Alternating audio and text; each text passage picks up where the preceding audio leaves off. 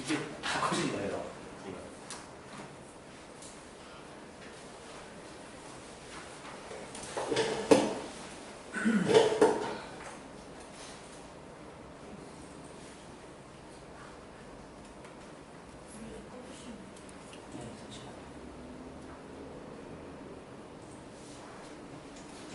저쪽에 스위치를 꺼줄래?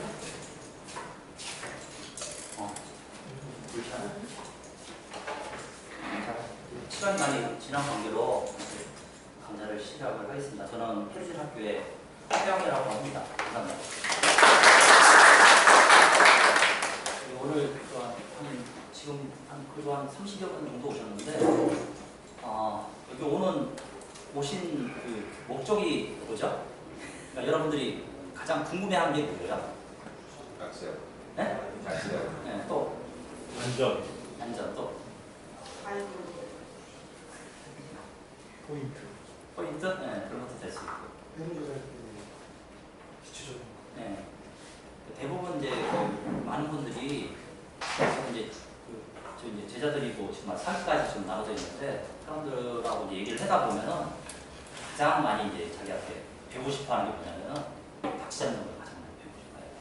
또 희한하게 이제 낙지라는 요 타겟 요 연체동물만 가지고서 보면은 저는 이제 하루 종일 이해할 수 있어요. 왜냐면은 이 낙지처럼 잡을 수 있는 방법이 많은 게 또 없어요. 제가 지금 이렇게 찾아가지고 밝혀낸 거 말고 저도 실험도 해보고 여러 가지 제가 아무튼 잡을 수 있는 방법만 지금 찾아내는 게 거의 한 20여 가지가 넘어요. 20여 가지. 그래서 오늘 이제 그 방법들에 대해서 뭐 유튜브에 나온 거나 이런 것들 영상을 캡처하는 거 있으니까 그것들을 보시면 굉장히 많이 도움이 될 거고요.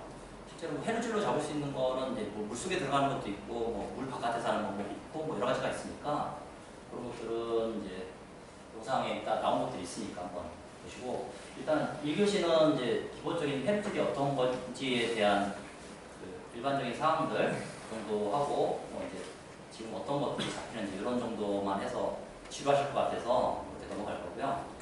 그다음에 2교시에는 이제 여러분이 정말 궁금해하시는 그 낚시 잡는 방법에 대한 20가지 방법들 뭐 이런 것들을 잠깐 말씀드리고 나머지는 이제 질문하고 답변하는 시간 정도 해서 그냥 3시간 정도 나눌 건데요. 더 빨리 끝날 수도 있고 더 길어질 수도 있고 이런 것들 이제 반응에 따라서 좀 그런 시간 조정을 하겠습니다. 지금 이제 목차를 잠깐 말씀을 드리면은 제가 왜 해루질을 이렇게 지금 10년 이상 정도 했는데 제가 왜 지금까지 해루질을 하게 됐고 어떻게 하게 됐고 왜 지금도 계속 하고 있는지에 대한 그런 간단한 설명하고요. 그다음에 이제 이 해루질이라는 이 단어가 예전에는 그 네이버 백과사전에 없었는데 그거를 저희가 만들었거든요. 저하고 몇 명이서 막 부르다가 만들었었는데 그런 유래도 잠깐 말씀을 드리고요. 그다음에 이제 해루질을 할 때 필요한 기본 장비들이 있는데 그런 기본 장비들에 대해서 잠깐 사진 좀 보여드릴 거고요. 그다음에 이제 여러분들이 궁금해하시는 이 해루질로 어떤 것들을 잡을 수 있는지 이제 뭐 그런 것들도 보여드릴 거예요. 그리고 이제 뭐 잡는 것만 중요한 게 아니라 이 법적인 부분도 좀 알아야 돼요. 예를 들어서 지금 내가 낙지를 잡았는데 어느 순간 신고를 당해서 뭐 갑자기 벌금을 300만 원 물었니 뭐 그럴 수도 있어요. 예를 들어서 지금 낙지에도 지금 그러니까 낙지 같은 경우는 지금 금어기라 지금 잡으시면 안 돼서 그런 금어기 관련된 부분들을 잠깐 말씀을 드리고 나머지 간단하게 이제 질문 답변을 하는 식으로 일단 2교시를 진행을 하겠습니다. 이제 제 소개를 먼저 드리면은 저는 해루질을 하기 전에 예전에 제가 이제 낚시를 굉장히 좋아했어요. 여기 지금 혹시 낚시 좋아하시거나 뭐 하고 다니시는 분 손 한번 들어보세요. 네, 안 계시네. 거의 대부분 해루질로 오시는 분들의 거의 한 80~90%가 낚시를 하다가 넘어지는 분들이 많아요. 특히 바다 낚시. 민물 낚시는 이제 아무래도 민물이다 보니까 좀 개념이 좀 달라서 접하지는 않은데 바다 낚시를 하다가 옆에서 이제 해삼을 채취하는 걸 보고서 뭐 어떻게 해서 했는지에 대한 걸 물어보다가 이제 넘어오는 경우들이 좀 많고요. 이 해루질이 사실 바다에서만 하잖아요. 근데 저는 이 바다에서 하는 해루질 장비를 가지고서 여름에 철렵도 해요. 철렵이 뭔지 아시죠? 그 휴가철에 그 계곡에 가서 뭐 계곡에서 뭐 돌멩이도 쳐서 뭐 뻑지도 잡고 뭐 다슬기도 잡고. 근데 그 저기 뭐야 하천에 밤에 들어가잖아요. 완전히 신세계예요, 신세계.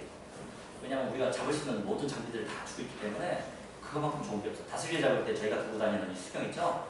이거 들고 다니면은 정말 잘 보여요.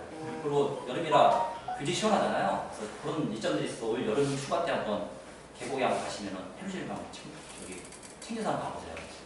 옆에서 정말 부러워할 정도로 잡을 수도 있고, 그다음에 또 아무튼 굉장히 시원해요. 그런 것들이 있으니까 얘기하다 딴 데로 빠졌는데, 아무튼 저는 예전에 그 베스 낚시를 전문적으로 하던 베스 낚시 매니아였어요. 물론 결혼 전이었는데 거의 뭐 일주일에 한두 번은 지금 이게 지금 안동이라는 곳인데 여기 지금 베스 보트예요. 배를 타고서 이런 베스를 잡으러 다니면서 이제 거기 하는 이제 KFC가 KDF가 하는 그런 프로 낚시 대회가 있는데 거기를 이제 전문적으로 많이 다녔어요. 근데 이제 이걸 하다가 제가 이제 손을 놓은 이유가 뭐냐면은 일단은 가정생활해야 돼요. 낚시는 거의 매주 주말마다 움직이게 돼요. 아침부터 저녁까지 그 전 시간을 다 할애를 해야 되기 때문에 그 가정이 있거나 아니면 이제 그 주말에 어떤 일을 해야 된다고 하면 그걸 다 포기를 해야 돼요. 근데 이제 해루질의 장점이 뭐냐면 그 저녁 시간 간조 시간 2시간에서 3시간 정도의 간조 시간만 딱 가서 해루질에서 자기가 먹고 싶은 해산물들을 잡고서 바로 철수를 하면 되기 때문에 그런 시간들이 적고요.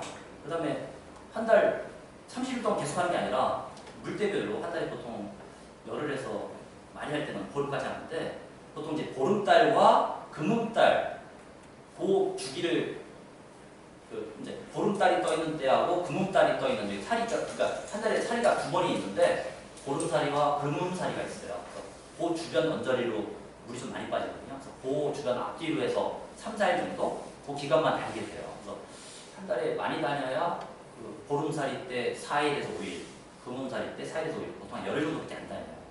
그러니까 그때만 다니기 때문에 뭐 어떤 다른 일을 완전히 포기하고 다니는 게 아니잖아요. 그러니까 오로지 그냥 취미생활로 다닐 수 있는 뭐 그런 여건이 된다는 거죠.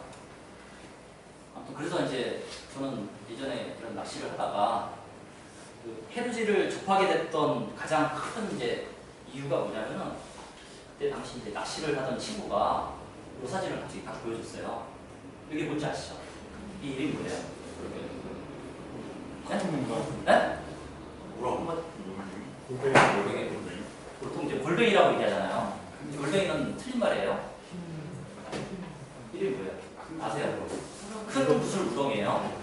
큰 무술 우렁이고 그 보통 이제 우리가 시중에 파는 뭐 유동골뱅이 해가지고 골뱅이 팔잖아요. 얘하고 틀린 거예요.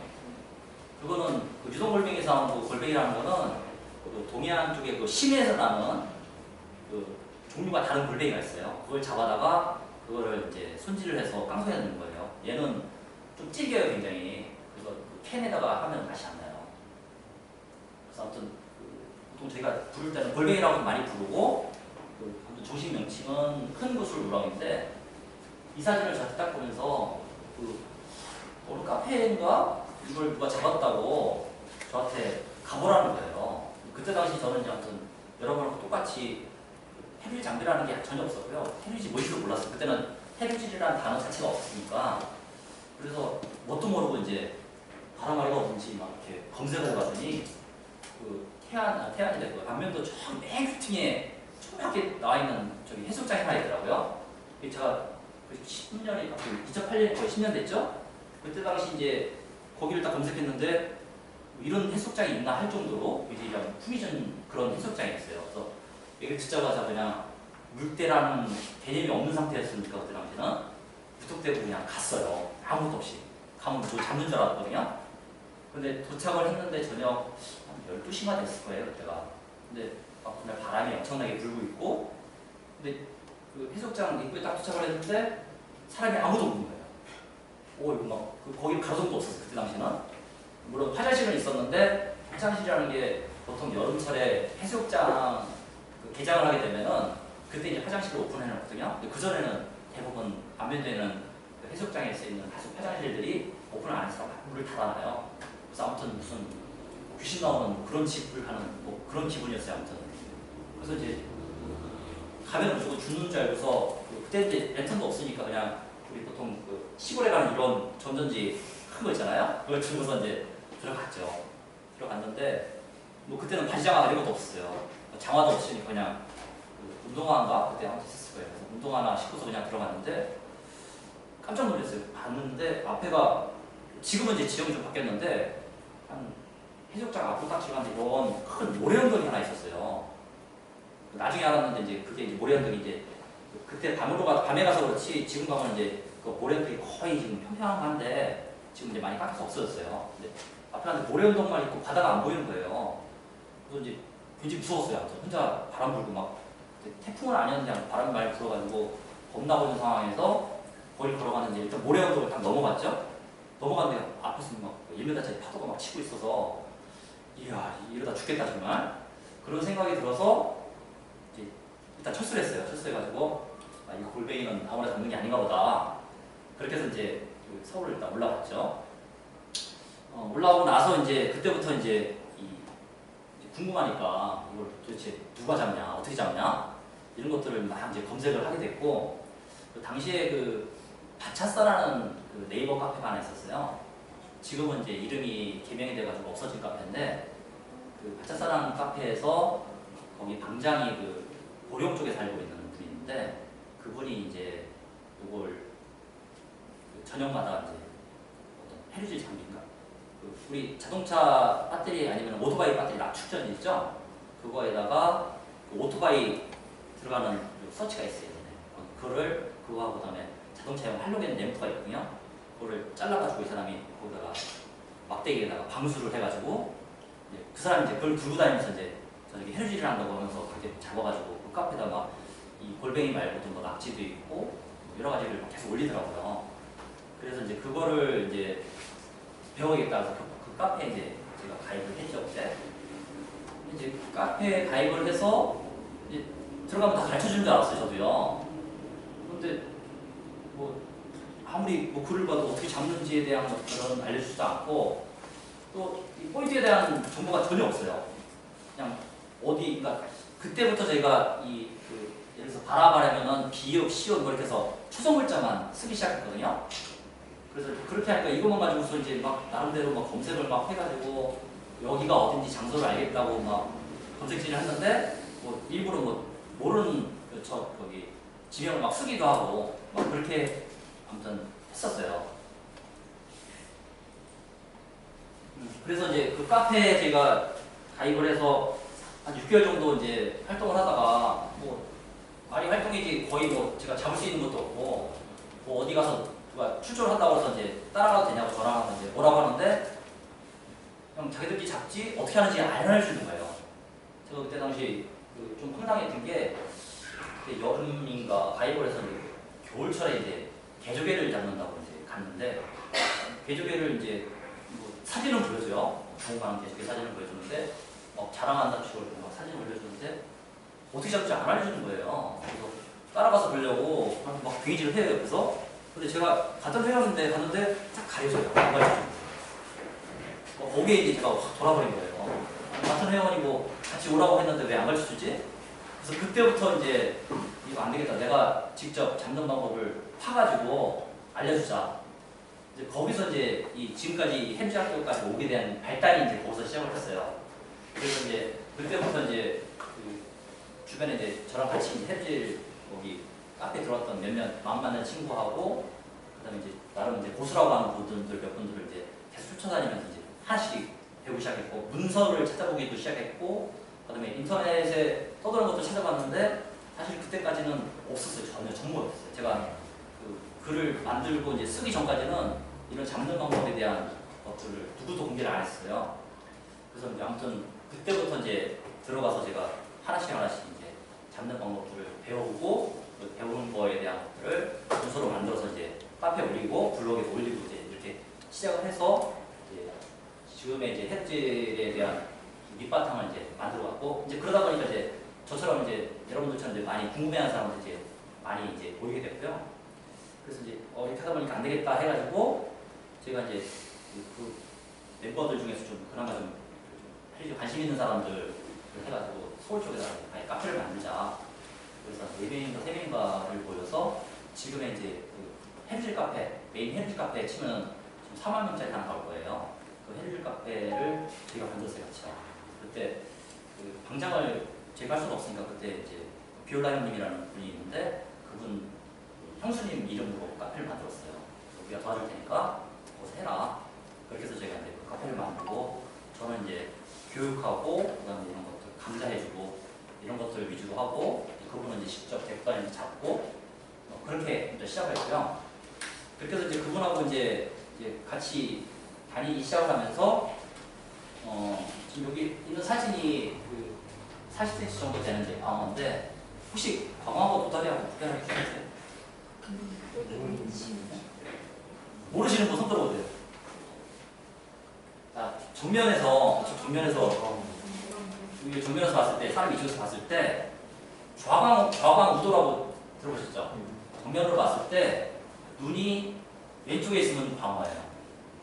눈이 오른쪽에 있으면 도다리예요. 이거 광어잖아, 광어. 이쪽에서 봤을 때 왼쪽에 있으면 광어라고 하잖아요. 그래서 아무튼 그 헤릴로 이런 광어를 잡은 그 어떤 그 뭐라고 하지? 카타르시스라고 했나? 굉장히 막 몸이 물 떠요. 막 누구한테 자랑하고 싶고 막 그래요. 근데 제가 첫 광어를 잡았던 게 왜냐면 이때 당시까지만 해도 제대로 된 작살 같은 것도 없었어요. 작살이 없어가지고 뭘 만들어야 된다는 것도 없고 아직 그 헬질 장비에 대한 기초적인 어떤 세팅 자체가 없었고 그래서 저를 이거 잡을 때 드라이버 있죠, 드라이버. 막대기에다가 뜰채, 지금 팔고 있는 뜰채, 시중에 5,000원짜리 뜰채 있잖아요. 그거 들고 다니면서 끝에다가 막대기에다가 드라이버 묶어가지고 굴고 다녔었어요. 근데 이제 한 마리도 못 잡아보고 그랬는데 그 옆에 그 같이 가다가 앞에 있던 분이 그때 물 깊이가 한 발목도 안 됐을 거예요. 성문에서 발목도 안 됐기 때문에 이제 다니고 있었는데 앞에서 광어다 그러는 거예요, 저기. 그래서 뜰채질을 하는데 뜰채질 하다가 얘가 후딱 하면서 도망갔어요. 근데 저는 그때 저기 이 뜰채 망이 부러져가지고 이렇게 해가지고 망을 고치고 있었거든요. 근데 푸사득 하더니 이 망으로 들어와 버린 거예요, 이게. 그래서 처음 잡아버린 거예요. 그래서 우와 여기 뭐 방어를 찍어보지도 않고 그냥 옆에서 방어하다 했는데 옆에 들어와서 그래서 아무튼 그렇게 잡았던 기억이 있고요. 그 뒤부터 이제 이 광어 손맛을 보고 나니까 이거 안 되겠다. 그래가지고 이제 그때부터 이제 장비를 좀 개조를 하고 그런데 좀 신경을 쓰게 됐죠. 요거는 이제 그렇게 이제 시작을 하면서 이제 한 2년, 3년? 2년 정도 됐구나. 카페가 좀 활성화가 되면서 이제 많은 사람들을 당시까지만 해도 거의 성문망조제 위주로 많이 다녔어요. 왜냐하면 성문망조제가 성문망조제 위쪽에가 뭐가 있죠? 공단이 있죠. 거기 무슨 현대제철도 있고 당진 뭐 제철도 있고 제철소들이 많이 들어서면서 거기서 이제 아무래도 이제 바닷물을 끌어다가 다시 물을 배수를 하다 보니까 폐수가 많이 발생돼요. 그래서 어민들이 우리 보산다 니네들 들어오면은 그래서 그 주변에 있던 어민들이 이쪽 공단에서 다 부상을 해줬어요. 그래서 실제로 성문망조제에서는 양식장이 없어요. 그 앞에는. 그래서 누가 들어가도 터치하는 사람이 없어요. 그래서 이제 저희 헤리라 지금도 이제 거기 들어가서 물속에 들어가도 뭐 하고 있는 이유 중에 하나고요. 이제 그러다 보니까 항상 많은 사람들이 들어왔는데 요게 이제 그 당시 이제 뭐 뉴스에도 뭐 2명이 죽었다고 하는데 실제로는 3명이었어요. 제가 그때가 토요일인가 그랬던 것 같은데 일요일이었나? 토요일이었을 때만. 그때 제가 안면도에 내려가서 이제 뿔이라고 지금 이제 그 친구도 죽었는데 펜션하는 친구가 있었는데 거기서 이제 그 친구하고 이제 헬즈를 하고서 막 펜션에서 뭐 이런저런 얘기하다가 지금 죽었던 2 친구가 이제 3명이었어요. 3명이 거기 왔다가 저한테 막 인사하고 막 하다가 헤어졌어요. 헤어졌는데 그 다음날 제가 성문망조제에 들어갔었는데 나중에 알고 보니까 그 친구들이더라고요. 이때 상황이 어땠냐면은 일단 8월이잖아요. 8월이면은 이제 지금 꽃게구멍이가 있는데 며칠서부터인지 아시죠? 20일서부터 8월 아마 20일까지요. 그리고 막 금어이 거의 끝날 시점 됐을 거예요. 그때 되면은 그 꽃게들이 많이 있으니까 그때 했는데 꽃게를 잡겠다고 이제 많은 사람이 들어가고 실제로 그때는 지금 성문방조제 가면은 평균 한 100여 명이 들어가 있는데 그때는 한 20명도 안 됐어요 실제로 그 안에 넣는데 뭐 별의별 사람 다 있어요. 금을 치는 사람들부터 시작해가지고 배 타고 초코물 해가지고 막 끌고 쌍거리 하는 그런 사람도 있었고 왜냐면 아까도 말씀드렸지만 거기는 어촌계에서 관리하는 데가 아니기 때문에 아무나 막 들어와서 했어요. 또 그런 뭐 아수라장 속에서도 막 그 잡았는데 거기 이제 성문방조 같은 경우가 그 앞쪽에는 좀 이렇게 수심이 깊다가 그 좀 들어가면 앞쪽에 모래언덕이 있어요. 모래언덕이 1차, 2차, 3차라고 이렇게 나눠지는데 그 모래언덕 2차 모래언덕까지 가야지 거기가 꽃게가 붙어요 원래. 거기 잡는데 이제 그때는 안 나왔어요 이상하게. 안 나오다가 이제 저희도 이제 안 나와가지고 철수를 하고 있어 예측 철수를 했는데 누군가가 2명인가 3명인가가 물속에서 서치가 이렇게 물속에서 이렇게 비치고 있는 거예요. 그래서 분명히 저 자리는 깊은 자리인데 왜 사람들이 안 나오지? 그래서 뭐 막 손짓하고 소리 질러도 이게 안 움직여서 그때 저희가 이제 해경에 그 구조 신청을 했는데 얘네들이 거의 안 왔어요.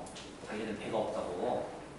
그래가지고 저희가 그때 당시에 아까 초고시라는 배 있다고 했잖아요. 누가 공포트를 들고 온 배가 있어서 그 사람이 다행히 또막 접으려고 이제 접안을 하려고 하더라고요. 그 사람 쫓아가고 그 사람한테 배를 빌려가지고 저희 해루질하는 사람 4명이 들어가서 구조를 했거든요. 근데 이제 한 명은 막 거의 실시한 상태에서 이제 살아서 이제 걸어서 나왔고, 그다음에 2명은 이제 완전히 이제 물속에서 잠긴 상태에서 그 저희가 끄집어내서 이제 당시 이제 그때 신고했을 때 사람이 와가지고 막 인공호흡을 했는데 의식이 잠깐 돌아왔어요. 그래서 살았는데 가는 사이에 2명이 죽었어요. 그래서 이제 아무튼 이게 아마 해루질 저희 하면서 제일 처음에 사망 사고가 있었던 내용이었고요.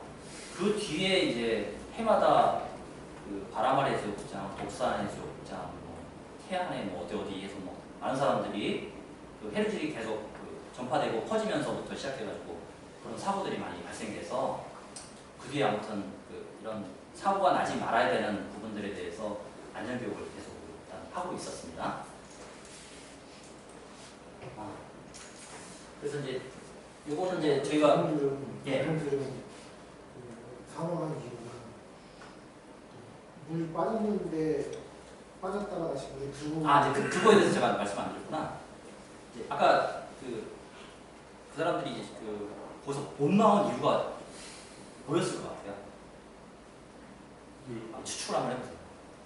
그 신문에는 물골에 빠져가지고 못 나왔다고 나왔거든요. 근데 근본적인 이유가 있었어요. 저는 이제 거기 가봤으니까. 그때까지 저희가 꽃게 한 마리 못 잡았다고 했잖아요. 못 잡고 나왔는데 구조를 하러 갔는데 얘네들이 꽃게 그 말통에 암꽃게로 꽉 차 있는 거예요. 3개 다. 깜짝 놀랐죠. 아니 우리 못 잡았는데 꽃게를 잡지? 그러니까 이 성문방조제를 가보신 분은 뭐 아시겠지만은 나중에 이제 물이 휙 돌아서 들어오거든요. 근데 이제 그때 꽃게들이 원래 몰려와요. 뭐 어디나 마찬가지지만 꽃게는 그 물이 들어가고 나가고 따라 물 따라서 이동을 하거든요. 그래서 이제 그 얘네들이 이제 그 실제로 해루질을 시작한 지 이제 한 달밖에 안 됐던 친구들이라 그런 것들은 몰랐는데 우연한 게 이제 철수하다 그걸 만난 거죠. 근데 그 아까 들물이 막 들어오고 있는데 그 꽃게가 바로 눈앞에 있으니까 어떻게 잡히겠어요 사람이. 그래서 정신을 잡는데 그 처음에 봤을 때 그 주변에 있는 사람 얘기를 들어보니까 처음에는 허리밖에 안 됐대요. 근데 막 잡고 있는 사이에 물이 찼죠. 근데 이제 성문에서 그 찼어도 이 사람이 그 정식 무트로만 갔으면 괜찮았는데 거기서 방조제 쪽으로 들어온 거예요. 방조제는 들어갈수록 깊어지거든요. 근데 이제 원래는 그 아까 얘기했던 모래톱 쪽으로 해서 직선 구간으로 이렇게 평행하게 오면은 아무리 물이 깊어도 이렇게 뒤로 오면 나오거든요. 근데 이 친구가 24번 정도 번호 근처에서 그 죽었는데 거기서 그냥 방조제 쪽으로 온 거예요. 방조제 쪽으로 실제로 거리가 20m밖에 안 됐어요. 그 사람하고 나온 위치가. 근데 오면 올수록 계속 깊어지니까 그러다 결국은 그러니까 넘어오다가 모가지까지 가슴 장화에 물이 들어가게 되고 가슴에 물 들어오고 그다음부터는 사람들이 멘붕 상태가 오기 때문에 어떻게 할 줄 몰라요. 근데 그때 당시 애들이 그 꽃게를 버렸으면 살았어요. 버리고 말통을 뒤집었으면 살았어요. 근데 그게 안 돼요, 사람이. 작년에도 그 시아왕조제에서 한번 그 비슷한 사고가 하나 있었어요. 걔도 이제 꽃게 잡겠다고 그 물속에 들어갔는데 저희가 보통 가는 그런 루트로 간 게 아니라 처음부터 그냥 깊은 데로 들어갔어요. 이 깊은 데로 들어가는 이유 중에 하나가 뭐냐면은 뭐 이따 뭐 꽃게 동영상 잠깐 보여드리겠지만은 꽃게는 작은 꽃게가 있고 큰 꽃게가 있잖아요. 근데 큰 꽃게는 습성상 경계심이 강해서 되도록이면 그 적정 수심대를 유지하려고 해요. 그러니까 깊이가 예를 들어서 1m 이상 되는, 뭐 가슴 이상 되는 그런 깊이에서만 놀라고 해요.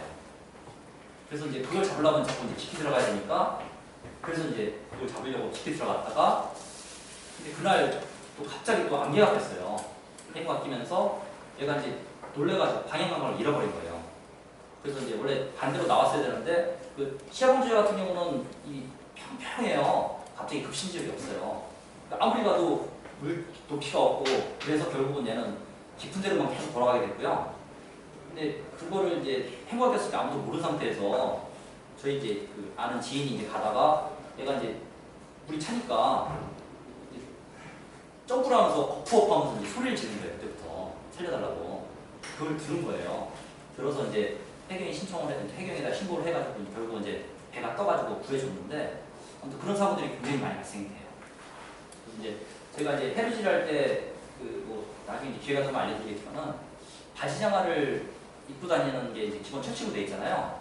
저는 지금도 해루질 하고 있지만 슈트를 안 입어요. 안 입는 이유가 뭘까요? 더 걸리다 떨어져. 내가 바지장화만 입고 다니는 이유가 있어요. 저도 왜 슈트 입고 뭐 이런 거 다 하고 싶죠. 왜 안 할까요?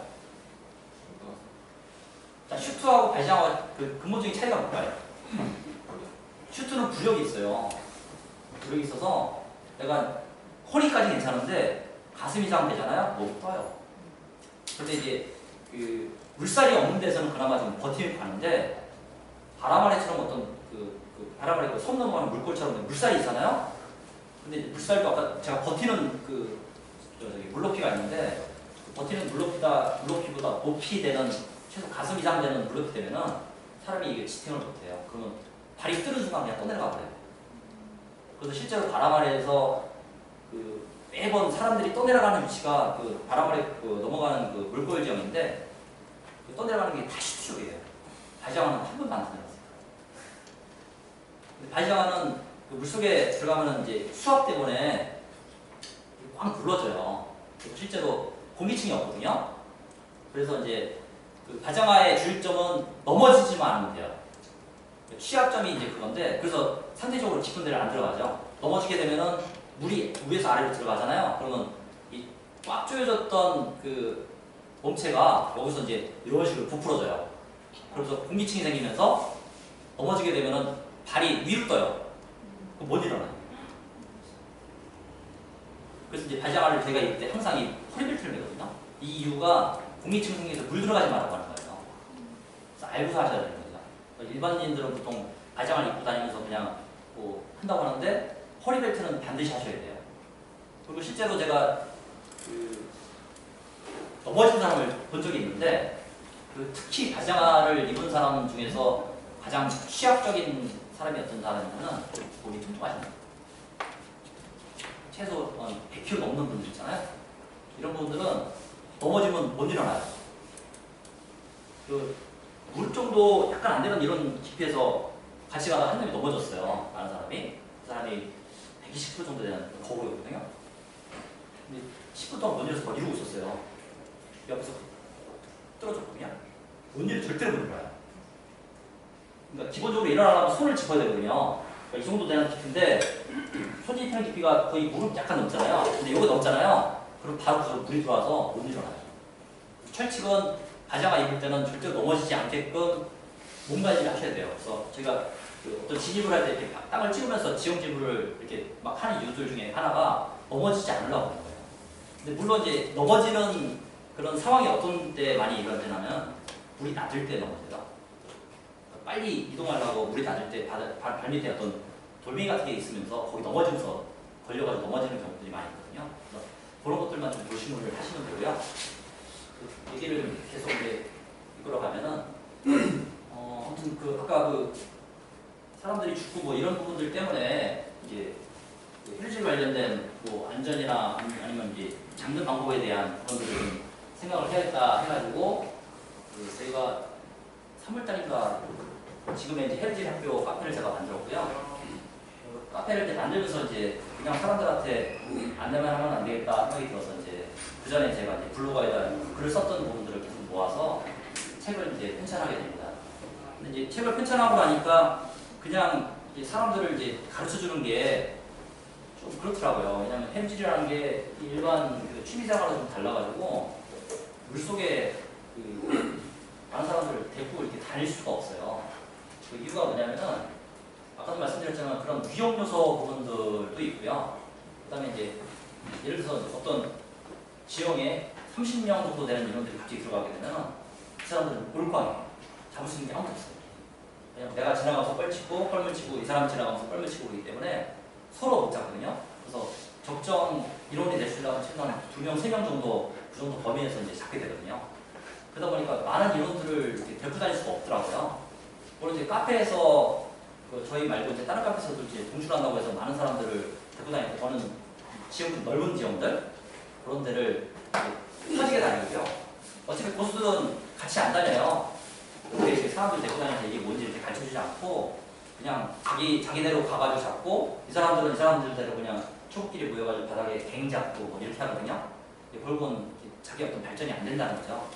그래서 생각한 게 좀 적은 인원이라도 여기 좀 한 명씩 한 명씩 여기서 지도를 하면서 가르쳐야겠다. 그렇게 해가지고 이제 제가 6개월 단위로 계속 이렇게 한 10명에서 15명 정도 인원들을 데리고 다니면서 이제 헤르질을 가르치게 됐고요. 이게 벌써 한 2년 정도 된 것 같아요. 지금 5기를 뽑을 시기인데 아직 계획을 못하고 있어요. 왜냐면 저도 이제 직장이다 보니까 저도 이제 나가는 시간들이 한정돼 있어서 갑자기 저는 이제 이동할 때 제가 한 30분 전에 갑자기 알려주거든요. 결정을 못하니까. 그래서 멘붕 상태인 경우도 많아요. 그러니까 다음날 내가 몇 시에 가겠다고 말을 못해요. 왜냐면 오늘 야근하라고 그러면 야근해야 되니까 그런 부분들 때문에 좀 부자연스러운 부분이 있는데 대신에 가기 전에 제가 미리 다 포인트 정보나 아니면은 안전사항이나 중요사항들은 다 알려주면서 시간을 제가 하기 때문에 그런 것들은 지금 일단 진행이 되고 있어요. 지금도. 근데 이거는 오늘 강의 끝나면은 제가 이제 5기 분들을 또 갑자기 카페에 올릴 수도 있어요. 올릴 수 있으면은 보시고 관심 있는 분들은 참여를 하셔도 되고요. 제가 이제 5기를 뽑을 때 어떤 다른 기준은 없고요. 그냥 그 양식들 뭐 보셨는지 모르겠지만은 기본적으로 안전에 대한 어떤 이 경각심이나 이런 부분들이 좀 있는 사람들, 그다음에 기본적으로 장비가 있어야 돼요. 장비가 없는데 제가 그 사람들을 제가 장비 파는 사람도 아닌데 장비를 여기서 사라고 해가지고 내가 돈 주고 그 사람들한테 하면서 그런 게 안 되기 때문에 기본적으로 헤드 장비를 가지고 있는 사람들만 이렇게 가르쳐 주거든요. 그리고 나중에는 어떻게 될지 모르겠지만 현재까지 그렇게 하고 있어요. 그래서 그거는 제가 별도 그 공지를 올리면 그때 신청을 하시면은 아마 저하고 좋은 관계로 아마 헤드를 계속 아마 하시게 될 것 같아요.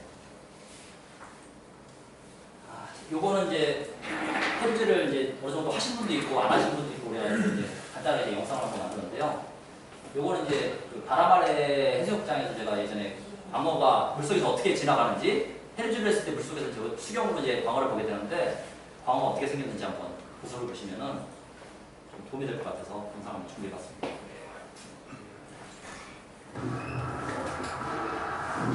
실제로 이제 물속에 들어가면 이런 형태로 보여요. 여기 밑에 보면 광어 보이죠? 이렇게 딱 엎드려 있어요. 근데 좀 이른 시간에 가면 얘네들이 원래서 도망가버려요. 근데 이게 늦은 시간이거든요. 12시가 넘은 시간에 가면 얘네들 자고 있어요. 그래서 건드려도 잘하고, 뭐야? 안 도망가면 사사사 움직이죠? 작살을 네? 두 가지가 있어요. 작살 잡을 경우도 있고, 실제 끄는 경우도 있고. 끄는 게 더 놓칠. 네, 놓칠 경우도 있죠? 뜰채를 잡는 거예요. 뜰채를 잡는 것들은 대부분 이제 펜션지기들이 많이 해요. 그 이유는 뭐냐면은 광어를 잡아가지고 펜션에 가서 수족관에 살려야 되잖아요. 그리고 사람들한테 나눠주고 같이 해야 되기 때문에 뜰채를 잡고요. 저희 같은 사람들은 뭐 수족관에 넣을 필요가 없으니까 그냥 그 자리에서 안 놓치려고 보는 즉시 작살을 잡거든요. 근데 이제 아셔야 될 게 그 작살은 조금 일단은 불법이에요. 그리고 이 헤르질 자체도 법에서는 합법이라고 나온 게 없어요. 원래 관련된 어업 어업에는 뭐라고 되어 있냐면은 그 비어업인이 저희는 비어업인이잖아요. 비어업인이 바다에서 잡을 수 있는 방법은 집게, 그다음에 반도 투망 이런 것만 가지고서 양식장이 아닌 곳에만 들어가서 잡을 수 있다고 돼 있어요. 근데 이제 재밌는 게 저희가 가는 그 바라말 해수욕장이나 그 안면동권에 있는 해수욕장 있잖아요. 거기 전부 다 불법이에요. 엄밀히 따지면. 왜냐면 국립공원에서는 해산물 채취가 전부 다 불법으로 돼 있어요. 거기서 맛조개도 잡으시면 안 돼요. 원래. 근데 태양군에서 안전방송 없잖아요. 방황을 유지하려고. 네, 그래서 그런 아련회가 있는데 그래서 그냥 무야 이렇게 넘어가는 것 뿐이고요. 근데 이제 그 나중에 이따가 다시 보여드리겠지만은 금오기가 되면 또 상황이 좀 달라져요. 그걸 좀 이따가 다시 보여드릴게요. 자, 요거는 이제 여러분들이 굉장히 궁금해하시는 꽃게 영상인데 실제로 가면 이렇게 있어요. 지금은 없는데 조만간 이제 꽃게 그물을 어민들이 다 철수를 하게 되잖아요. 그럼 물속에 가면 지금 영상처럼 꽃게들이 막 보이게 될 거예요.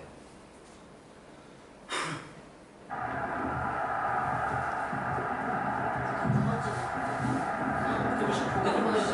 되게 많아. 저기 물소가 저기 이렇게 어떤 데 있어요?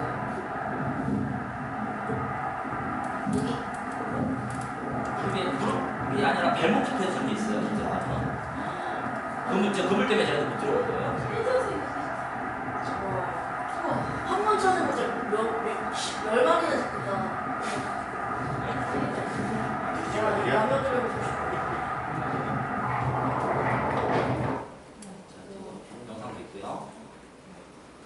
이제 원래 그 꽃게들이 원래 해루질에 원래 꽃이 원래 꽃게예요. 꽃게가 좀 나중에 이제 금오기가 끝나는 시기에 야간에 들어가면은 지금은 안 되는데 8월 20일 이후에 뭐 예를 들어서 뭐 몽산포냐, 청포대나 달산포나 이런 데 있잖아요. 해변에 가면은 이런 거 드물드물해요 정말. 8월달 이후에 가시는 분 많아요. 근데 지금은 없냐면 지금은 어민들이 꽃게값이 비싸가지고 암꽃게를 잡기 위해서 꽃게 그물을 한 5중, 6중 막 겹겹이 쳐놓거든요. 쟤네들이 올 수가 없어요. 근데 이제 꽃게 금오기가 되면서 그물을 딱 철수하고 그러면 이제 큰 꽃게들이 들어와가지고 산란을 하고 나서 밑에서 이제 사시랭이들이 막 자라고 있거든요. 그게 이제 2달 정도 되면은 이제 지금 보이시는 저 정도 사이즈가 돼요. 그래서 이제 물대별로 이제 쭉 이동했다가 들어갔다 하는데 작은 것들은 물이 빠졌다고 가버리지 않아요. 모래속에 들어가서 숨어 있어요. 그러다가 물이 다시 들어오게 되면 모래속에 다시 기어나거든요. 그런 것들은 나중에 얕은데 뭐 발목에서 물 정도 깊이에서 아이들 데리고 가서 하는 거는 그런 거 가능할 거예요. 근데 이제 이것도 아셔야 되는 게 그 꽃게도 그 1년 12달 그 잡지 말아야 되는 체량 사이즈가 있어요. 몇 cm죠? 6.3가 그렇죠. 이따가 나오겠는 저도 기가 나는데 그 사이즈니까 보통 제가 사시랭이라고 하는 사이즈가 그 6.4cm 정도 되는데 이게 각장이에요. 근데 그걸 잡으면 안 되는데 보통 가면은 많이 잡아요. 근데 이제 그걸 제가 공식적으로 잡으라고 말씀을 드리지는 없으니까 일단은 그 가셔서 이런 거 하시라는 거죠. 그럼 하시면 되고 이제 요거는 마찬가지로 이제 바라말 해수욕장에서 소라가 이제 어떻게 있는지 보여드릴 건데요. 보시죠. 수많이 가만히 있을 것 같은데.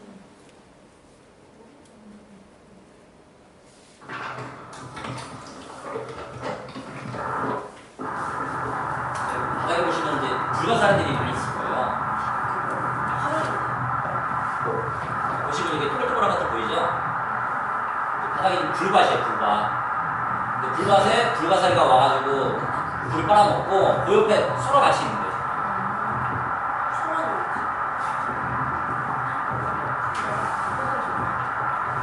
중간중간 소라들 보이죠? 이게 다 죽을 소라거든요.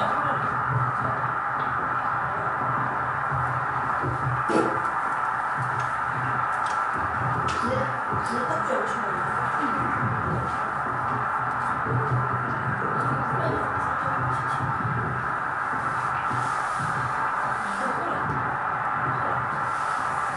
그래서 소라를 먹자. 소라도 먹죠. 근데 먹기 전에 그만하죠. 불가사리하고 그러니까 어쨌든 불가사리도 그 죽어 있는 것부터 시작해가지고 자기 먹을 수 있는 그 동물성 단백질을 다 뜯어 먹어야 돼요.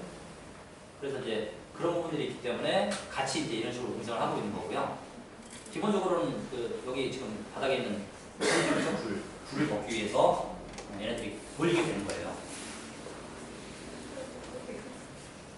자, 그 다음에 시간이 굉장히 많이 지났네. 오늘 좀 늦게까지 해도 될까요? 뭐 하다가 시간이 안 되시면은 뭐 가셔도 되고요. 최대한 빨리 하려고 하는데 얘가 길어지네요. 자, 최대한 더 간단하게 해가지고 되도록이면 이제 영상을 많이 보여드리는 것으로 진행을 할게요. 예전에는 이제 여기 지금 뭔지 아시죠? 횃불이죠. 예전에 오래전에는 이런 오래전이라고 해봐야 전쟁이 일어나기 전 6.25 사변 일어나기 이전에 그 상태에 제가 어르신들 물어보면 다 이런 식으로 했다고 하더라고요. 횃불을 들고서 저녁에 이제 나가서 횃불 붙여봐야 뭐 반경이 얼마 아니잖아요. 이렇게 했었고요. 그래서 이제 횃불을 들고서 해산물 취찬다고 해서 회르질이라고 이제 제가 보통 얘기를 많이 했는데, 제가 아까도 말씀드렸지만 바차사라는 카페에서 제가 이제 활동을 하다 보니까 이거 우리 횃불 안 들고 다니는데 왜 회르질이라고 하지? 그렇게 해서 이거 아니다. 그래서 바다 해자를 써서 우리 해르질이라고 하자. 그래서 저희들끼리 해르질이라고 말을 했던 게 카페에서 해르질 갖다 써서 쓰잖아요. 그렇게 쓰다 보니까 네이버에서 이제 사전 등록이 돼버린 거예요. 그 뒤에. 그전에는 없었어요. 최초로 사용하신. 자, 그래서 예전에는 이제 이 보시면 이제 이런 주간에 대부분 많이 물이 빠진 데서 많이 잡았고요. 어쨌든 조명이 없다 보니까 한계가 있었어요. 이 밑에 보시면 이제 옛날 어부들이 있는데 이런 걸 가지고서 호깨를 잡고 막 그랬었어요. 그 다음에 여기 보면 이제 아이언맨이 하나 있는데, 자, 보세요. 여기 보면 이제 할로겐 램프를 이렇게 방수 처리해가지고 막 만들었잖아요. 전에 제가 초창기 배울 때 다 이렇게 했어요. 요거에다가 오른쪽에 보시면 낙축전지 있죠? 요걸 매달아가지고 이제 해를 하게 됐고요. 그 다음에 조금 발전한 게 밑에 요 자동차 할로겐 요걸 썼고요. 그리고 나서 여기 보시면 이제 이런데 매장에 가면 이렇게 조그맣게 해가지고 팔겠죠? 그런 것도 많이 들고 다녔어요. 각자 종류별로 다르긴 하는데 중요한 건 이 방수가 잘 안 돼요. 우리가 아무리 방수를 잘해도 방수가 잘 안 돼서 물속에서 툭 하면 망가지고 그래서 이거를 만들 줄 아는 사람들이 해를 하지 만들 줄 모르는 사람들은 해를 못했어요. 그러니까 상대적으로 이제 좀 인원이 적었겠죠. 뭐 이걸 뭐 상품화할 수 있는 그런 능력들도 안 됐으니까. 근데 그때 당시 아무튼 요 가슴에다 이렇게 메고 다니는 것도 사람들 많이 했었어요. 이제 그러다가 이제 지금 현재 YF 20W가 초창기에 나왔었는데 이제 제가 이제 이거를 가지고서 어떻게 하면 이제 햄찌에 접할까? 그래가지고 제가 처음 그때 한번 만들어봤거든요, 이거를. 그래서 이걸 만들어서 제가 그때 성분방조제에 들어갔었는데 이걸 보고서 이제 그때부터 사람들이 따라하기 시작했어요. 그래서 지금은 이제 YL이 됐고요. 이때 아무튼 80년대 초반에 좀 새로 시작됐던 부분들이 지금 이제 보시는 요 LED 서치, 그 다음에 오른쪽에 보시면 이제 바퀴조 같은 거 있잖아요. 이것도 그전에 없었어요. 전부 다 그냥 말통, 바퀴 없는 말통 들고 다니는 게 전부였거든요. 이때 당시 바퀴조 같은 게 처음 시작이 됐고요. 그 다음에 수경도 마찬가지예요. 제가 햄질 할 때까지, 그때까지 한 3, 4년을 했는데 수경이 없었어요. 그래서 이제 바람아래 해수욕장 처음 가면서 제가 아는 분이 갑자기 수경을 만들어 왔어요. 근데 그 사람은 옆에서 막 축구비를 잡고 막 그러는데 우리는 안 보이잖아요. 그러면서 거기서 팽 돌아가지고 만들어 달라고. 그러면서 이제 수경이 막 그때부터 막 퍼지기 시작했거든요. 그리고 이제 오른쪽에 있는 것들이 이제 배터리를 넣는 이제 가방인데 왜 유치원 가방을 많이 썼는지 혹시 이유 아세요? 방수. 네? 자, 유치원 가방은 끈이 짧아요. 보통 유치원 애들이 쓰다 보니까 허리는 보통 일반 가방은 이게 허리까지잖아요. 얘는 거의 가슴 위에 있어요. 상대 좀 위에 있잖아요. 그래서 이걸 많이 썼어요. 자, 그리고 현재 이제 해루질이에요. 현재는 지금 여기 이제 바람아래 해수욕장에서 이제 소라 잡으려고 이제 들어갔던 거고, 지금 이제 바람아래 해수욕장 같은 경우가 물대 구별이 없어요. 예전에는 무조건 물 높이 60 이하에만 갔어요, 진짜로. 그게 철칙이었어요. 근데 지금 그런 개념이 없어져 버려가지고 물 높이 뭐 150대도 막 가고 200대도 막 가요. 왜냐하면 발생화만 있는 게 아니라 수축이 있기 때문에 그런 개념이 많이 없어졌어요. 그리고 이제 펜션, 그러니까 해루질 펜션들이 많이 생겨나면서 이제 사람들이 이제 관광객들을 유치하면서 뭐 이런 것들이 많이 저변화가 되면서 전에하고 좀 많이 달라졌겠죠. 그리고 이제 최근에 이제 그 장비들이 Y에서 이제 100W짜리 서치가 나왔고 페어롱선도 지금 뭐 D9000이 나왔는데 이거 이후에 또 버전이 또 새로 나왔어요. 근데 저는 이제 페어롱은 다 나왔으니까 실제로 잘 모르겠고요. 아무튼 현재는 이런 식으로 이제 계속 장비가 발전을 하고 있습니다.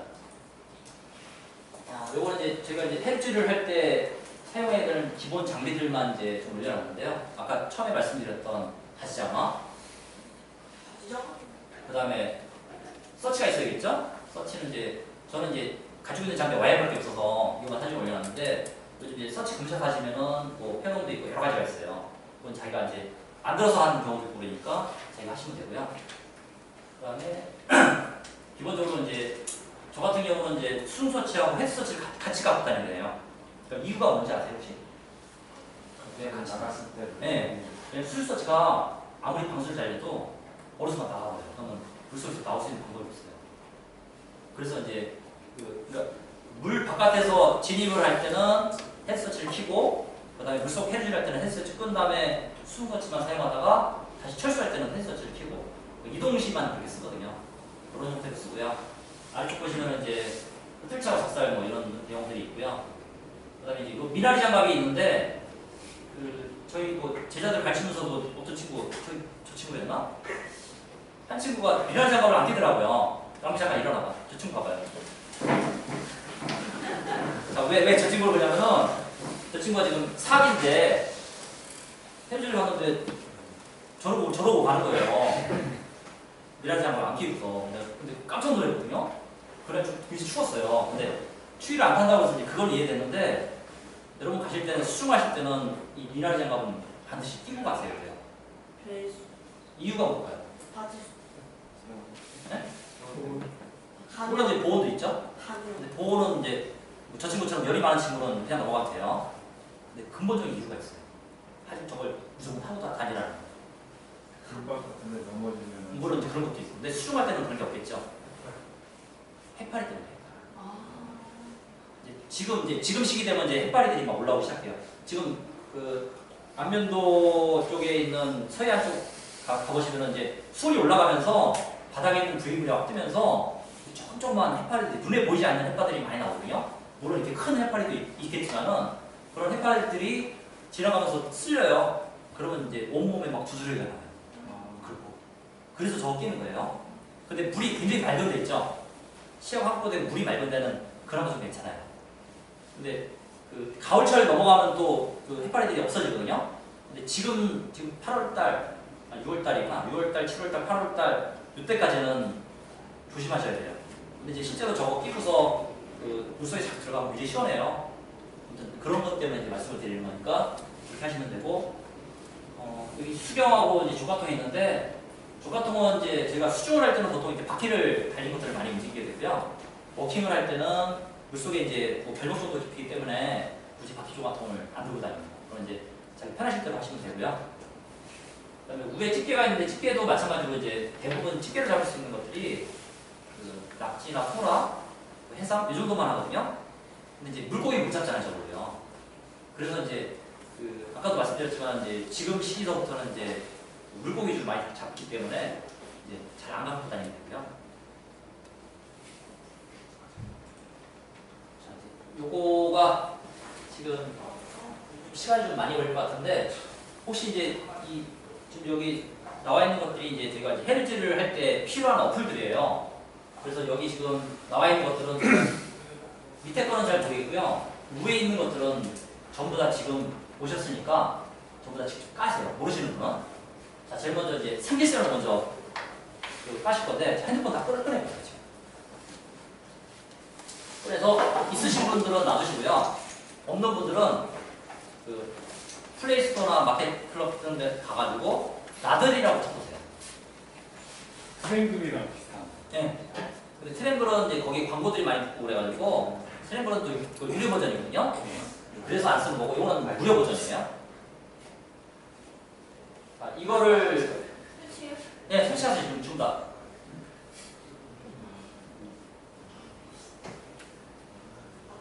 상기일생 나중에 네, 삼길샘이나 나들이, 그러니까 나들이라고 치면 나올 거예요. 나들이. 한글로. 나들이라고 치면 되는 거예요.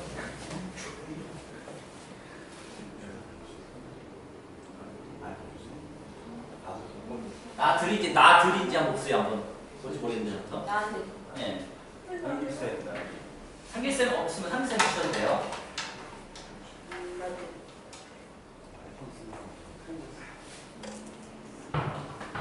자, 일단 까셨어요, 다? 까셨으면은 이제 그 세세한 그 용도나 방법은 지금 이제 시간이 많이 걸리니까 이제 말씀을 오늘은 못 드리고요. 어떻게 사용하는지 정도만 오늘 이제 알려드릴게요. 저희가 이제 페르지에 어떤 위치에 도착을 했어요. 도착을 했으면은 일단 상기쌤을 딱 켜요. 그래서 거기 쓰기 버튼을 누르면은 내 위치가 GPS 정보가 딱 저장이 되면서 그 다음부터 이제 내가 이동을 하면 이동하는 그 경로에 따라 줄이 생겨요. 노란색 줄이 생기거든요. 그러면 이제 그걸 키면서 내가 뭐 막 돌아다닐 거 아니에요. 돌아다니다가 내가 어디서 왔는지 이 상기쌤이라는 그 어플을 보고서 그 위치를 찾아가는 거예요. 예, 이해하셨어요? 그래서 왜 이게 필요하냐면은 그 아까도 말씀드렸지만 그 펜줄각인데 물속에서 해물을 만났거나 시야를 확보가 안 돼가지고 길을 잃어버리는 경우가 굉장히 많아요. 그래서 그럴 경우에 이걸 키고서 찾아오는 경우가 하나 있고요. 또 하나는 이제 내가 갔다 왔던 경로를 제가 저장을 해요. 그래서 어떤 자기만의 포인트들을 그 경로를 저장하게 되면은 포인트가 확보가 될 거 아니에요. 예를 들어서 내가 예를 들어서 오늘 바람아래 해수욕장을 들어갔는데 그 상위세를 키고서 갔다 온 경로를 저장을 해놨어요. 근데 그 어느 지역에서 내가 소라를 막 굉장히 많이 잡았는데 그 위치에 가서 그 저기 뭐 경로를 소라 포인트라고 경로를 다 저장해 놓으면은 다음에 그 상위세 저장된 걸 그 자리를 똑같이 찾아갈 수가 있어요. 그리고 다른 사람이 갔다 왔던 경로를 받아다가 나도 갈 수 있고 그런 용도들을 다양하게 쓸 수가 있으니까 그렇게 이제 활용하시면 되고요. 그 다음에 그 두 번째 거가 이제 이것도 똑같이 까세요. 몇 시야라는 카페 저기 어플 있어요. 한번 몇 시야라고 한번 쳐보세요.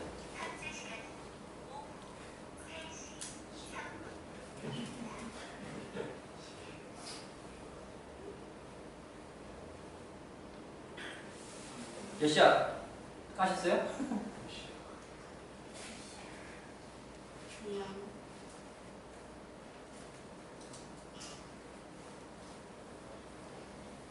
자, 이 몇 시야는 이제 그 시간이 많이 걸리니까 이제 간단히 말씀드리면은 그 몇 시야 어플을 깔고 나서 옆에서 제가 몇 시야 얘기를 하면은 지금처럼 이렇게 얘기를 해줘요. 그러니까 해를 들어가기 전에 몇 시야 어플을 켜고 그 다음에 아까 얘기했던 상기세 어플을 켜고 두 개 켜고 가는 거예요. 하고 가다가 중간중간 얘기해요. 시계를 보는 거 아니라 하면서 몇 시야 그러면 얘기를 해줘요. 계속 얘기해줘요. 한번 해보세요. 다른 사람. 몇 시야?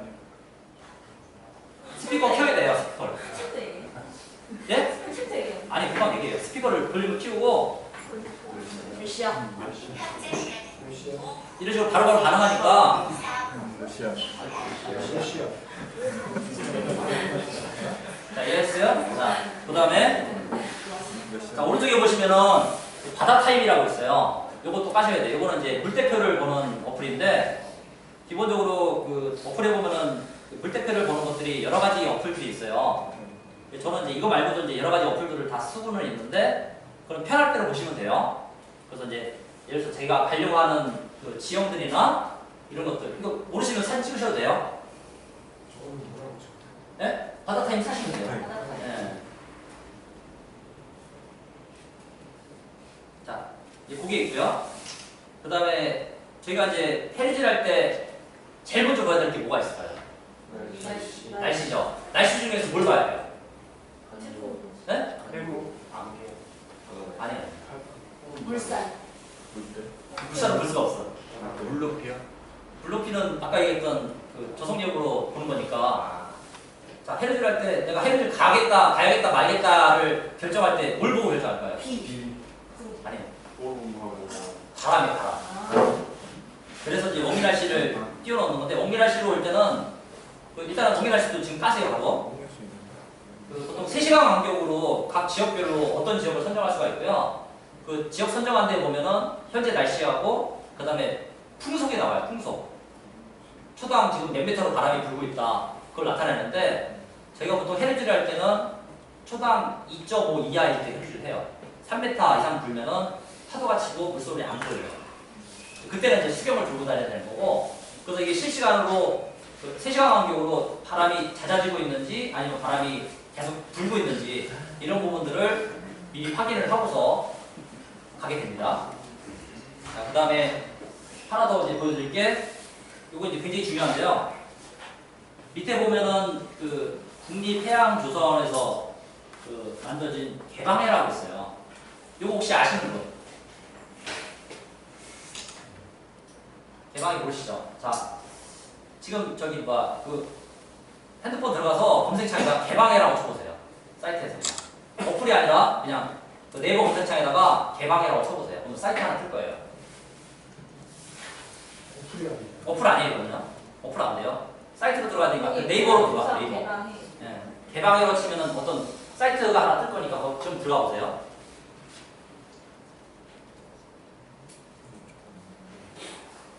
자, 일단 시간이 걸리니까 제가 여기서 바로 보여드릴게요. 자, 네이버 검색창에서 치면은 이렇게 개방해라고 게 나오고요. 자, 이게 뭐냐면은 저희가 해리질 가려고 하는 그 위치에 양식장 정보를 알려주는 사이트예요. 그래서 혹여나 갔는데 여기 양식장이니까 나가라고 막 그러면 악유가 많이 발생될 수 있어요. 근데 이 정보가 100% 맞지는 않거든, 100% 맞지는 않는데 그래도 지금 현재 양식장인지 아닌지 정도는 확인할 수가 있어요. 보시면은 이건 어쨌든 어플이 없어서 사이트로 들어가셔야 돼요. 이런 형태의 그 화면이 뜰 거예요. 좀 개방 역시 핸드폰 바로 볼 수 있어요. 네. 자, 이 중에서 어떤 걸 보냐면은 어업이라는 항목이 있어요. 어업에 한번 들어가 보세요. 네. 들어가면은 이제 요런 화면이 뜨거든요. 화면이 2개로 나눠질 거예요. 그래서 자, 그 중에서 여기 보면은 어장 정보라고 있거든요. 어장 정보에 한번 들어가 보세요. 자, 어장 정보 들어가서 자, 어디를 볼까? 지금 여기서 가까운 저 영흥도 쪽 한번 볼게요. 영흥도니까 이천광역시장 보고 그 다음에 검색을 눌러요. 그러면 이제 오른쪽에 지금 보시면 이렇게 동그란 막 떴죠? 여기에. 자, 요거를 이제 확대를 해요.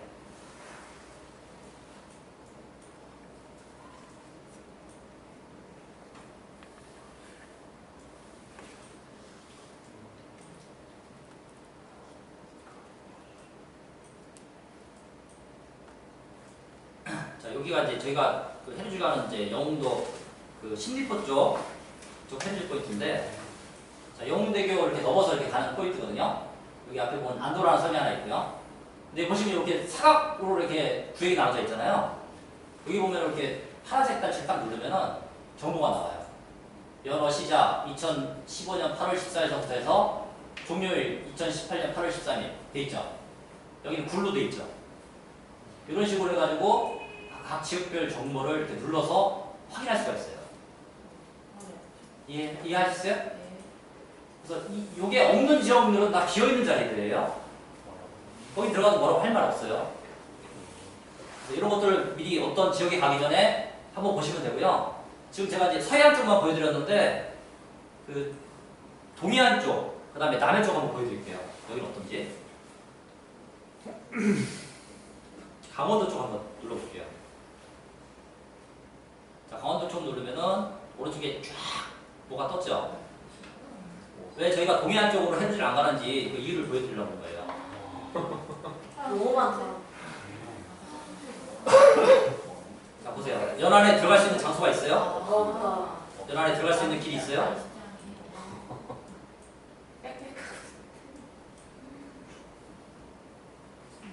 가도 할 데가 없구나. 자, 보시면은 요거 단추를 눌러볼게요. 여기 보면 마을 업이라고 돼 있잖아요. 자, 2가지가 있어요. 여기 보면은 어장 유형이 마을 업, 그 다음에 양식 업, 정치망 업이라고 돼 있는데 그 마을 업이라는 게 뭐냐면은 그 정부에서 해양수산청에서 어민들한테 니네들 그 양식 병원을 만들어서 너희들끼리 요 지역에서 너희들끼리 먹고 살아라. 응? 뭐 어장을 뭐 먹고 살아라. 그래서 구역을 나눠준 거야, 아예. 네? 근데 동해안 같은 경우는 서해안처럼 그렇게 물이 많이 안 빠지잖아요. 그래서 상대적으로 서해안처럼 될 수 있는 장소가 없기 때문에 그 마을에서 공동할 수, 그러니까 공동으로 이렇게 구획할 수 있는 구간이 별로 없어요. 그래서 아예 처음부터 끝까지 다 해줬는데 중요한 거는 이 마을 업이라고 돼 있는 이 장소는 그 면허 지역이에요. 면허. 그러니까 두 가지가 있어요. 허가 지역이 있고 면허 지역이 있는데 허가 지역은 저희가 들어가도 괜찮아요. 법적으로 문제가 안 돼요. 나가면 되는데 면허 지역에 들어가잖아요. 신고하면은 입건돼요. 면허는 개인 사유지예요. 신고하면은 바로 구속되기 때문에 안 되기 때문에 여기서 보실 게 면허지가 그냥 마을 어업이 어딘지를 보시라는 얘기를 하는 거예요. 만에 또 그런 아비상 때문에 그런 거거든요. 근데 이제 예전하고 틀리게 아무튼 헤리지라는 게 많이 사람들한테 전파되다 보니까 이런 것들이 좀 그냥 위아비아 넘어갔는데 실제로 동해안에서도 지금 막 모로 잡다가 어떤 사람이 입건되고 막 그런 것들 많잖아요. 슈트족들 들어가잖아요. 다 불법이에요. 알고 사시라는 거예요. 다 불법이에요. 자, 여기 보여드릴까요? 제주도 한번 보여드릴까요? 제주도? 제주 특별자치. 예정 보여드릴게요. 멀지. 전체다 정말. 제주도에 실제로 물어 잡겠다고 사람들 많이 가거든요. 가면 있는데 제가 이거 보고서 그냥 접었어요. 깊게 들어간다. 가끔가다 이렇게 구멍이 뚫린 데가 있거든요. 절벽? 선착장. 배가 돼 있는 선착장. 이런 데는 어업을 할 수가 없잖아요. 배들이 전박돼 있으니까. 그런 데를 빼고 나머지는 다 이렇게 돼 있어요. 빽빽하게.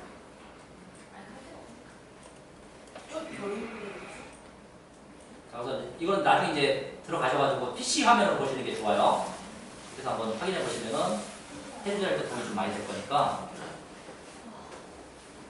어디까지 했지?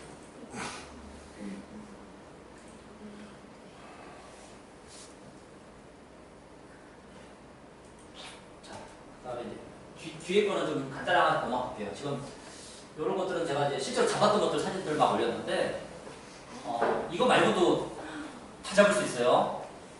네? 그러니까 제가 낚시를 아까 저기 해루질 하기 전에 프로 생활까지 하면서 했다고 그랬잖아요. 그때 광어 잡고 그때도 많이 잡았는데 그때 잡았던 최대어보다 해루질 잡았던 최대어가 더 커요. 광어 팔자광어 이런 것들 낚시를 못 잡는데 해루질 잡아요. 네? 그래서 아무튼 요거는 이제 그런 게 있다는 걸 잠깐 보여드린 거고요. 자, 이제 중요한 게 이제 지금부터 이제 금어기 부분을 잠깐 말씀드릴게요. 지금 낙지가 여기 보시면은 이제 지역마다 금어기가 좀 달라요. 가로림만 같은 경우가 이제 4월부터 5월 말까지 금어기였는데 지금은 이제 6월달이니까 금어기가 지났잖아요. 혹시 낙지를 잡으러 가시려면 가로림만 가셔야 돼요. 다른 데서 안면도 쪽까지 갔다가 낚시하고 금어기라 문제될 수 있어요.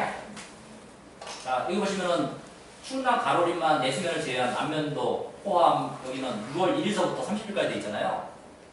그리고 지금 저희가 있는 이 위치 안산 이쪽은 지금 보면은 6월 21일서부터 7월 20일까지 돼 있어요. 근데 아직은 금어기 아니죠? 20일이니까. 근데 이제 이 금어기에 대한 이 설정했던 기간들을 여러분들이 좀 잘 생각을 하셔야 돼요. 낙지가 산란은 언제부터 하죠? 21일부터. 저기 봐. 낙지가 보통 이제 봄에 산란을 하려고 이제 물속에서 기어 나오는데 보통 5월달에서 한 6월 말까지 산란을 해요. 낙지가 산란하고 나면 어떻게 될까요? 자, 암놈 낙지는 순놈하고 교미해가지고 이제 하게 되면은 순놈 낙지는 교미 끝나고 나서 죽어요. 근데 어디서 죽는지 아무도 몰라요. 물속에 들어가서 죽으니까. 근데 가끔가다 해루질 하다가 순놈 낙지가 죽은 것들을 많이 볼 수 있어요. 떠내려오는 낙지들이 있어요. 지금 시기가 그런 시기인데 죽어있는 낙지들 대부분 보면 다 순놈이에요. 암놈 하나도 없어요. 암놈은 어딨냐? 지금 전부 다 물속에 있어요. 물속에서 알을 까고 알을 좀 부화시키려고 둥지에서 안 나와요. 걔는 죽을 때까지 안 나와요. 그래서 알을 부화시킬 때까지 아무것도 먹이 활동도 안 하고 있다가 이제 얘네들이 이제 6월 말, 7월 초반이 되면은 벌써 부화를 하거든요. 부화를 하게 되면서 낙지는 이제 새끼들은 부화를 할 때 나랑이라고 해서 알주머니 같은 거 조금 먹이주머니를 가지고 나오는데 그 먹이주머니가 보통 한 일주일 정도에 먹을 수 있는 양분이 들어있어요. 그때까지는 버티다가 그 뒤부터는 실제로 먹이 활동을 해요. 먹이 활동한다는 거는 동물성 단백질은 다 뜯어먹어요. 하다못해 자기 동족도 뜯어먹어요. 그래서 낙지가 양식을 못하는 이유 중에 하나가 그거거든요. 아무튼 그 암돔낙지가 불 속에서 그 부화될 때까지 기다리다가 새끼들이 부화하잖아요. 그러면 새끼들이 아까 있던 그 나랑을 다 먹고 나서 어미낙지를 뜯어먹기 시작해요.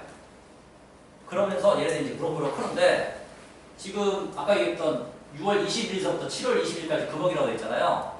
그때는 낙지 없어요. 잡을 수 있는 낙지가 없다니까. 이제 막 부화를 하기 때문에 이런 손톱만한 낙지밖에 없어요.